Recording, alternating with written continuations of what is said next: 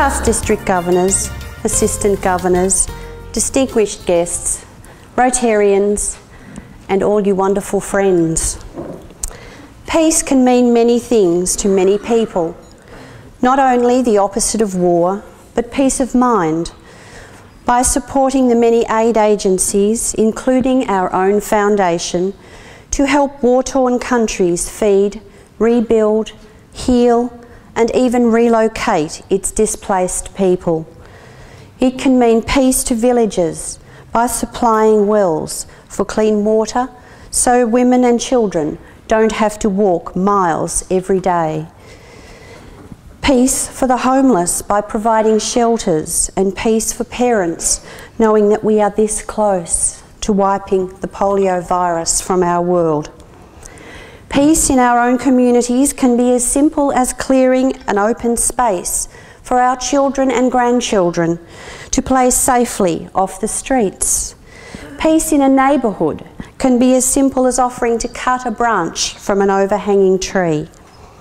Peace can mean many things to many people, and we can all find ways, big and small, to bring peace to our world, one person at a time. We are being asked to change, but may I say that if all districts were as strong as our District 9780, we may not be having this conversation.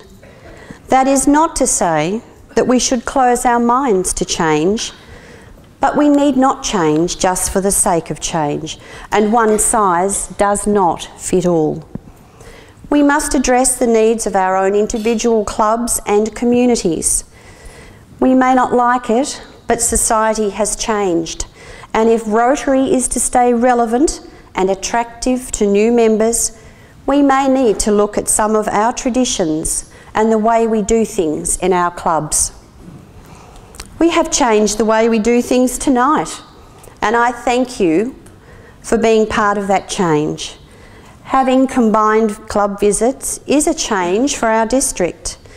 I have decided to try this format for a couple of reasons. The first is, like clubs, the district is having trouble filling its positions at district level. We are all time poor, and this is a way that I can see to give some time back to the district governor. People are working longer these days, and so are retiring later. So it stands to reason that future governors may still be working. They may not have an understanding boss, as I have in Michael King, who has told me just to come back when I can.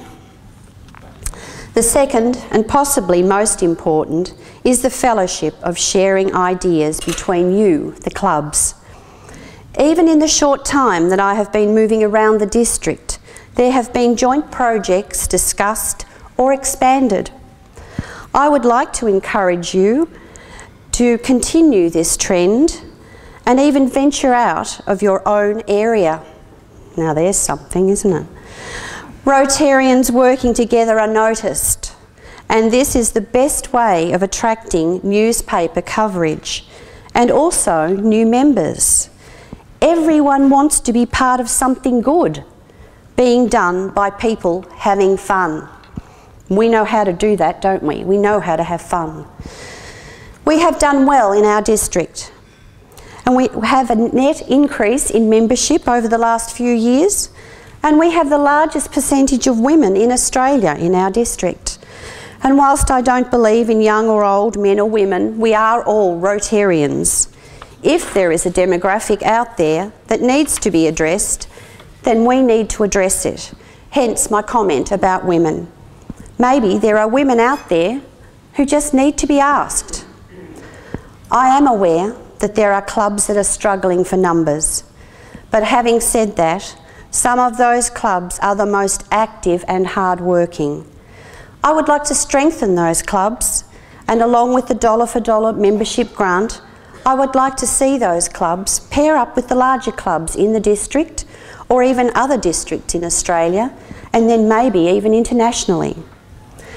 Membership increase and retention must always be our focus, and also the eradication of polio, We must not give up the fight. We have come so far and we are so close. But I want to thank you and congratulate you for what you are already doing. I know you are supporting the many youth programs Rotary has. I know you give to Foundation. I know how much you give to your communities. I know how many overseas aid programs you are involved in. And also the Geelong West Book Club are doing a community service. Is that right, Stephen? Have I done the right thing? Well done, okay. Now I would like to offer you a challenge. And I would like you to support this year's theme, Peace Through Service. I would like every club in our district to engage in a peace project this year. It may be a poster or an essay competition involving schools. It may be a peace forum for the club or even the community with a special speaker.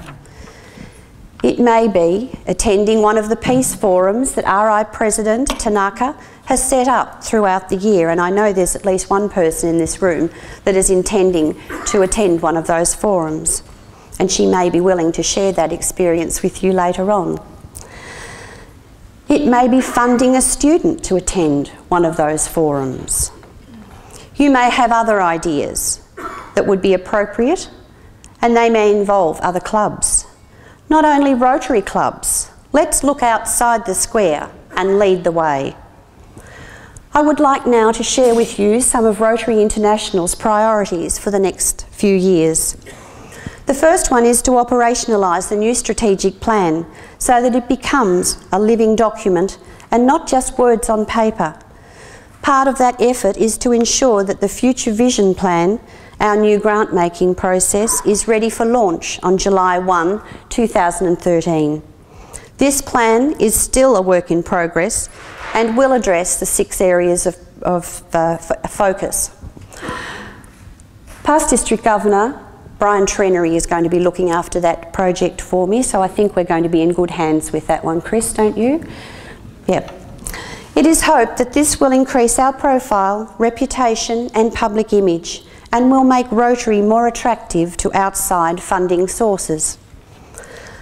Another priority is to find a credible method for determining the total value of all the service projects that our 34,000 clubs undertake each year.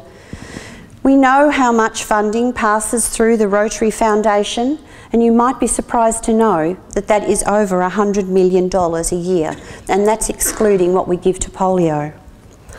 But we have no idea of the total value of money raised, in-kind, contributions made and volunteer hours spent by clubs worldwide on service projects.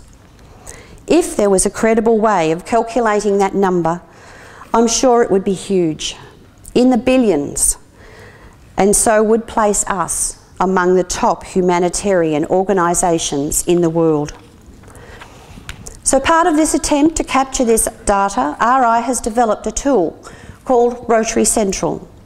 This is an online resource for clubs that will help them maintain and preserve an institutional memory of past activities, set and track strategic goals and initiatives, and allow the reporting of global collective impact of club, district and zone activities. Of course, membership is a priority, and Rotary International has engaged the services of an international agency to develop and implement a revitalisation strategy, looking at better use of social media, identifying ourselves with youth organisations, looking at expanding e-clubs and greater flexibility with respect to attendance requirements and our branding. It is hoped that this process will revitalise Rotary, ensuring that Rotary is recognised the world over for what it does, and what it does is truly amazing. And last, but no means by least, we need to bring Rotary into the ranks of the major players of the world global humanitarian assistance and development.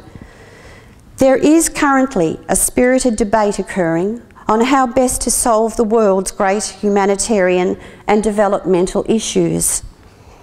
And here we have Rotary, with its incredible platform of 1.2 million engaged, active and motivated members drawn from the business and professional networks of tens of thousands of committees.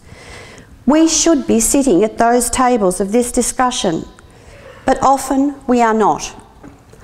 One of the main reasons that we are not is that we have not reached the necessary level of awareness of what Rotary is, how it operates, and what it does.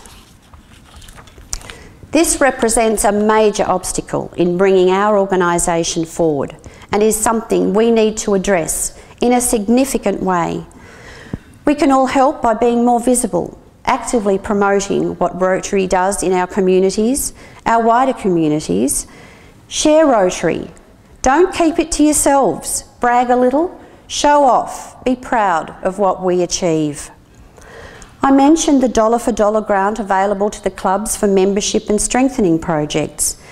This is a grant to be used by you, the clubs, for your benefit, not your charities.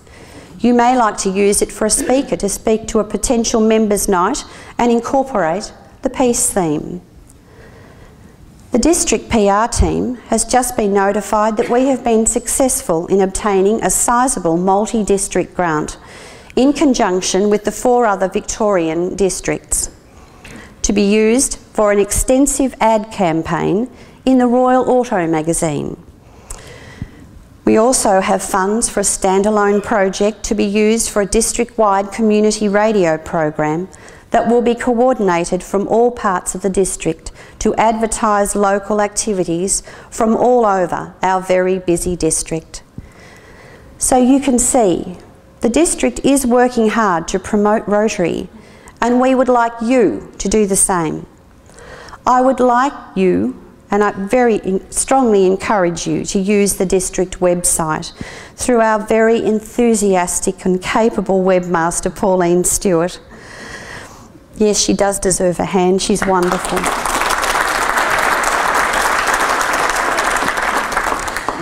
Let other clubs know what you are doing. And this can be done if you're scared of using the website. Just send it in to Pauline, she'll help you. She was telling me before how much she was enjoying all the backwards and forwardsing emails that she was getting, so the more the merrier. I would also like to encourage you to join with other clubs to do joint projects. Rotary is amazing. What we do is truly amazing, but we need to share it. Thank you for what you are doing in the name of Rotary. Keep up the good work as we try to accomplish peace through service. I thank you.